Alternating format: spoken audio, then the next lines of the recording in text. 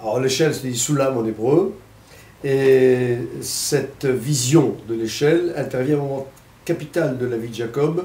C'est un moment où il quitte sa patrie, il quitte cette terre natale où il est né, comme son père Yitzhak, Abraham non, il est en Chaldée, et il quitte donc cette région pour y revenir. Mais c'est un exil douloureux parce qu'il est face effectivement à tout simplement aux aléas de l'existence dont il ignore tout. Et à ce moment-là où une protection lui est accordée, en vertu de ses valeurs, des valeurs cardinales qui fondent toute la morale universelle, sans réduire, n'est-ce pas, l'individu, Jacob voit une échelle. Et le texte dit Sholam Arza, elle est vers la terre.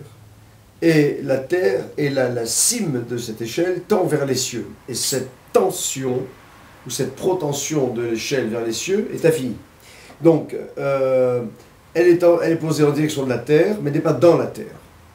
Parce qu'effectivement, l'homme, d'abord, n'est pas réductible, ni réduit donc à cet état de glébeux, de terrien. Il se déleste de la matière sans pouvoir lui échapper totalement, parce qu'on boit, on mange, et tout ce qu'il nous faut pour vaquer à des besoins nécessaires au corps. Mais l'essentiel, c'est cette tension vers le ciel. Et cette tension vers le ciel est une tension certes inaccessible, mais elle est dans la mesure où on ne l'atteint pas totalement, mais elle est toujours graduelle, elle est toujours comme justement ce perfectible qui est ce qu'on appelle Shamaïm, Shamaïm là-bas, c'est une direction et qui permet à l'homme de s'élever. Et c'est un lien qui réunit deux pôles fort importants, le corps et l'esprit. Et l'homme est celui qui vit entre deux, il n'est ni un tout juridique, ni un tout animal. Et ce mouvement, justement, va-et-vient permanent, symbolisé du moins par ce que le texte dit, voici des anges, qui rappellent les valeurs, tout ce qui est éthéré, qui est sublimé, qui monte et qui descendent. Alors vous avez deux lectures associatives sur ce texte. Vous avez l'ange qui monte, c'est l'appel de l'homme qui se fait, n'est-ce pas, matériel, ou qui se matérialise vers le ciel, vers le Créateur, pour retomber comme tel un appel qui reçoit une réponse, ou alors tout simplement un mouvement permanent entre l'évolution et l'involution, où l'homme est toujours en reconduction, toujours en mouvement permanent, et il n'a rien d'acquis définitivement. Ce qu'il semble avoir acquis, parfois, relève, si l'on pourrait dire, de manière plus immédiate. On dira qu'il semble avoir saisi quelque chose, tout est dans la perception, et cette aperception-là est très lointaine par rapport au réel.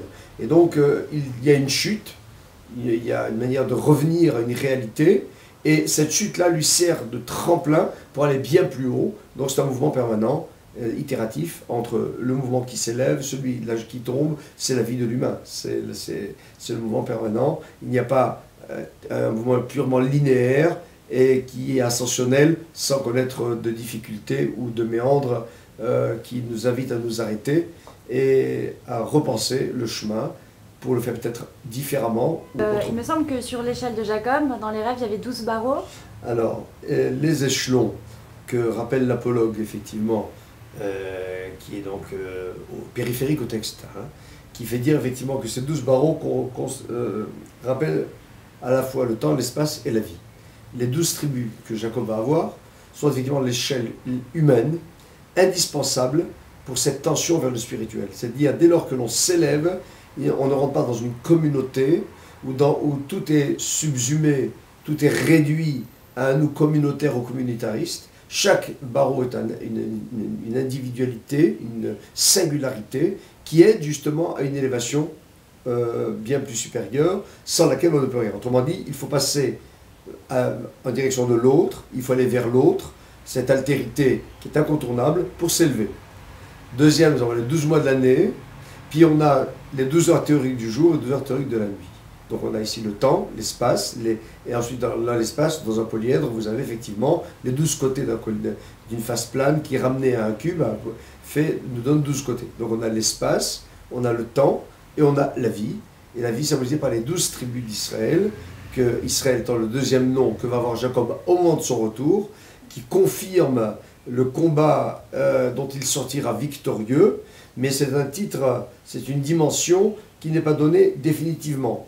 Elle est perçue, mais elle n'est jamais atteinte définitivement. Au moment même où Dieu parachève ou paraphe cette appellation d'Israël, qui veut dire Sar-El, prince de Dieu, c'est-à-dire quelqu'un qui a la force supérieure pour lutter contre les instincts bassement, qui sont des instincts d'ordre animal, ou alors de tous ordres, mais qui ne sont pas ceux de l'esprit. Au moment où Jacob les conquiert, on ne les a jamais définitivement. Donc immédiatement après, Dieu l'interpelle et l'appelle Jacob. Autrement, c'est le creux de la vague. Pour remonter, c'est toujours ce qu'on a dit alors, itératif.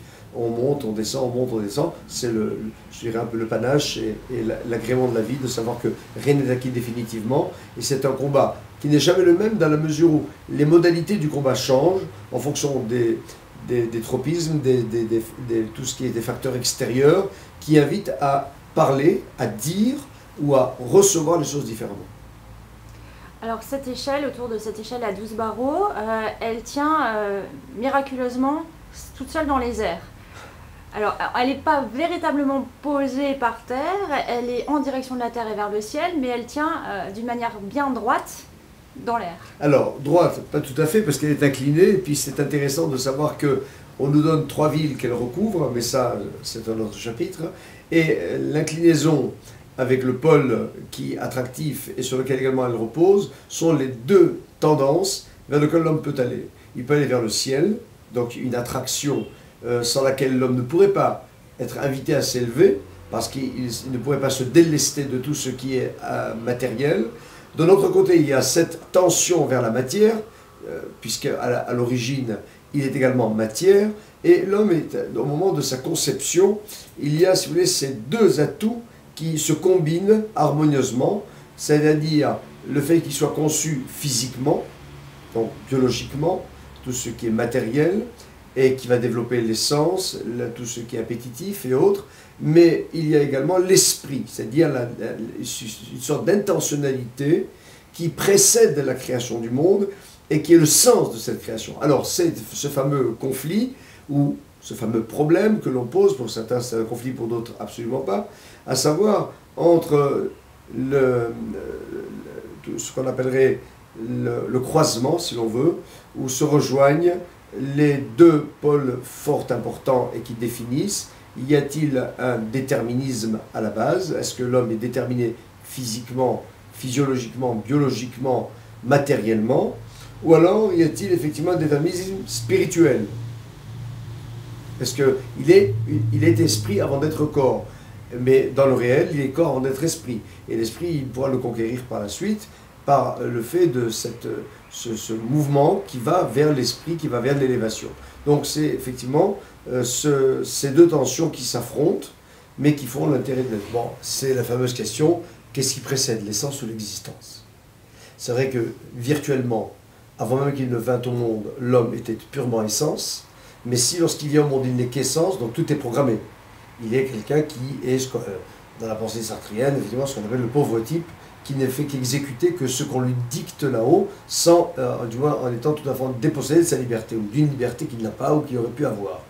Alors que l'existence, c'est au carrefour du choix qu'il a capacité, possibilité ou devoir de s'orienter vers un point ou vers un autre. Alors effectivement, lorsqu'il vient dans ce monde, on connaît bien, n'est-ce pas, le chapitre dans la philosophie de la réminiscence, mais le Jésus le pose différemment. C'est qu'au moment où l'homme vient au monde, un Midrash nous dit que l'homme oublie qui il était avant de venir, et son savoir dit d'ordre divin, qui infuse totalement son être, et c'est à lui par exemple, de se reconstruire avec ces réminiscences, ces flashs qui deviennent au fur et à mesure qu'il s'oriente vers un point ou vers un autre. Donc, effectivement, dans ce monde, c'est l'existence qui précède l'essence, mais avant qu'il ne vînt au monde, l'essence était bien avant l'existence. Ce mouvement est aussi, pour en revenir aux anges qui entourent, enfin qui sont sur les côtés de l'échelle, dans les représentations et les lectures que j'en ai faites. Alors, j'ai eu 2 versions. J'ai eu un ange d'un côté et de l'autre, et j'ai eu un couple d'un côté et un couple de l'autre. Alors, quelle est la bonne? Alors, écoutez, lorsqu'on parle des anges, tout ce qui est de l'ordre de la métaphore ne saurait souffrir d'un langage réducteur où il y a, si vous voulez, une image unique. Il faut savoir ce qu'est un ange. Un ange est un verbe divin. Un ange n'est pas une créature dotée d'une liberté. Dans le mot en hébreu, en français, bon, dans la traduction, on dit ange, mais angelo, mais en hébreu, on dit malach. Il y a le cœur du mot l'air, aller. C'est un verbe divin qui s'exécute. C'est le temps, pour nous, pas pour Dieu, parce qu'il n'y a pas de temps, entre l'émission de la volonté et son accomplissement. Cet intervalle, pour nous, qui est le temps, la durée, s'appelle l'ange, n'est-ce pas? C'est pourquoi les anges sont par milliards, parce qu'effectivement, par millions, par milliards, c'est toutes les volontés divines, toutes les volitions divines qui concernent un événement précis et qui, une fois accomplis, disparaissent dans l'accomplissement, ce qu'on appelle les anges. Alors, ces anges, il y en avait deux. Il y avait deux catégories d'anges. Alors, il y a ceux qui sont là pour l'accompagner jusqu'au limbe de la terre d'Israël et dont la mission prend fin. Et puis une autre catégorie d'anges qui descend, effectivement, qui descendent pour l'accompagner dans une dimension qui est autre, inférieure à la terre d'Israël en sainteté, mais qui, sur le plan du combat, du conflit, va être beaucoup plus drastique, parce qu'il n'y a pas cette tête substantielle de cet environnement sacré qui va l'aider. Il va dans un monde totalement opposé à ce qu'il a connu, à l'éducation qu'il a reçue, et à ce qu'il se fait de l'existence. Il va être dans un tout contraire, un tout autre, avec son oncle et futur beau-père, dont le nom est Lavan, qui veut dire blanc en hébreu, mais qui en réalité n'a de blanc que le nom. Et lorsque l'on inverse le vecteur de lecture, on n'a plus Lavan, mais on est naval, flétrir, tout ce qui se dessèche. Autrement dit, à l'intérieur, il y a simplement une vacuité, une vanité, alors que l'extérieur paraît être blanc. Donc il y a simplement une apparence. Dans le verset, il est malachim, olim veyordim bo. Alors, les anges qui montent sont au pluriel, et ceux qui descendent sont au pluriel. C'est que des anges montent et des anges descendent. Or, l'hébreu, qui ne connaît pas de duel, lorsqu'elle parle d'un pluriel au minima, c'est deux. Donc, c'est deux anges qui montent et deux anges qui descendent. Les deux dont la mission prend fin, le quittent, l'abandonnent, non sans ce mouvement justement de garde, la relève de garde, où deux autres descendent pour l'accompagner. Pourquoi cette vision de l'échelle a été faite dans les textes, a été vue par Jacob dans ses rêves au soleil couchant? Ah, très bien, très bonne question. Le texte dit effectivement que se sont précipités des effets cosmiques, alors qu'ils sont réglés par une minutie qui échappe à notre volonté, et qui ont acculé Jacob à s'arrêter à la nuit tombée. Le couchant symbolise deux moments très forts, où le soleil qui se couche, donc la fin du jour et le début de la nuit se rencontrent. C'est pour ça qu'on appelle ça, en français on appelle ça le Maghreb, dans la traduction du Maghreb. Il y a Ma'arif, c'est-à-dire un mélange harmonieux.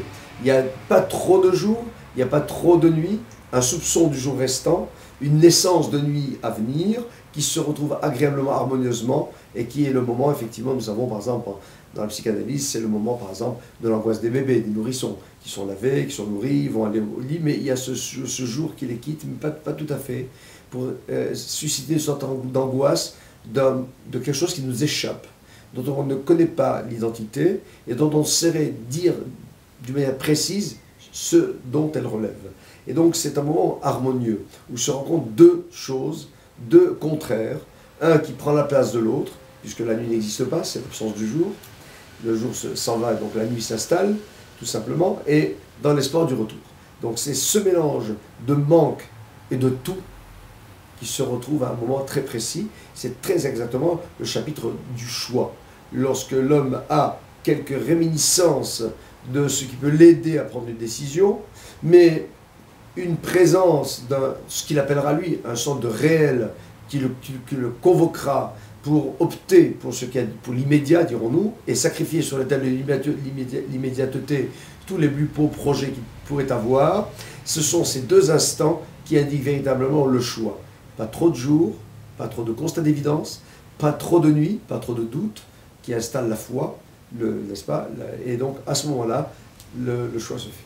Et donc, encore une fois, l'échelle qui fait le lien entre deux pôles. Entre les deux pôles. Cette échelle et cette vision de Jacob a été faite à un moment assez pénible dans sa vie, puisqu'il a fui sa maison en ayant extrêmement peur, et de son père et de son frère, qui voulaient le tuer, puisqu'il a pris la place de son frère pour la bénédiction, parce qu'il a profité de la faiblesse. Alors là, je voudrais apporter un verset. Lorsque Isaac prend connaissance, enfin, de l'événement, de la situation, de l'état de la situation que connaissait Rivka, donc Rebecca, la mère de Jacob, et qui a sauvé son fils, qui a sauvé son mari également, par 2 fois frappé de cécité.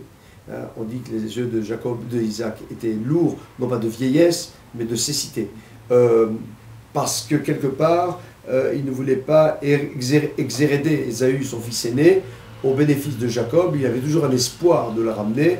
Il n'était pas tout à fait aveugle, comme on le dit de manière péjorative, mais au moment où Isaac est pris d'une crainte qui le fait tressaillir, n'est-ce pas, qui est incommensurable, Guédola dit en hébreu, qu'on ne peut pas quantifier.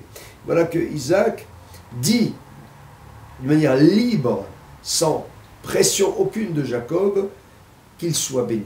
J'entérine, je ratifie la bénédiction que je lui ai donnée rétroactivement. C'eût été fait de Jacob s'il l'avait maudit, et qu'il avait effectivement accusé de tromperie, et qu'il avait donc, par voie de conséquence, dépossédé de ce qu'il lui aurait, d'une manière, à part les voies de la dupe, donné. Mais là, il dit Gam Baruch Yeh. Et également, Gam, c'est un très fort, hein, c'est un adversatif qui soit intensifie, soit diminue. Ce Gam veut dire, c'est une sorte de préposition, mais c'est une forme comme certains adverbes, un adversatif, qui modifie, qui module, il dit et Gam, et également, en plus de ce qui se passe, et dont je suis maintenant conscient, Baourier, il sera béni. Je ratifie, j'entérine cette bénédiction, qu'à ce qu'elle lui revienne de droit. Donc, il n'est pas un voleur. Si vous voulez, je vais quand même aller dans la dimension historique vers lesquels tendent ces événements, qui sont des sortes de préfigurateurs de l'histoire.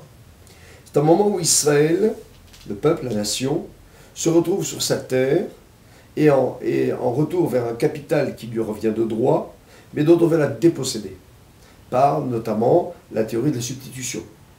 Et cette théorie de la substitution, qui se veut être le verrou d'Israël, entend reconnaître en Jacob qu'un usurpateur. Et voilà que Jacob doit à Maïa partir avec l'adversité, et il doit utiliser les moyens de l'autre, c'est-à-dire la duperie, la félonnerie, pour rentrer en possession de ce qui lui revient de droit. Jusqu'au moment où lui sera ratifié une sorte de reconnaissance qui dépassera le non possumus de l'histoire, parce que cette reconnaissance met en péril dirons-nous, des pyramides, des puissances, des États qui se trouvent fragilisés par la reconnaissance d'Israël. C'est donc ce que utilise Jacob, c'est de le mot Yaakov, c'est-à-dire le talon, c'est-à-dire un peu la voie la plus basse, l'obtention de ce qu'il est assigné d'atteindre, et lorsqu'on ne lui donne pas les moyens, il prend les moyens du monde. Est-ce que cette confirmation de bénédiction a accordé le droit d'aînesse à Jacob par rapport à son frère Ésaü? Et ma deuxième question, pourquoi, s'il y a eu confirmation de bénédiction, Ésaü a-t-il continué à être tellement en colère, ce qui a provoqué la fuite de Jacob de la maison? Voilà. Ésaü, c'est un peu Esav, c'est le participe passé à souille, basé sur le participe passé du verbe faire. Lui, il prône tout simplement. Il n'y a pas de reconstruction de l'homme possible. L'homme est un tout, et ce tout est irréductible à toute autre possibilité, à toute autre éventualité. Donc il est ce qu'il est, il ne peut en aucune manière devenir autrement. C'est sa théorie. Alors que Jacob et Israël, veut dire le talon entre la tête. C'est un mouvement fluctuant, itératif, permanent, entre le haut et le bas, et l'homme s'invente ou se réinvente en permanence. Et donc c'est le conflit qui est entre Ésaü. Or que dit Ésaü? On occulte très souvent la réponse d'Ésaü.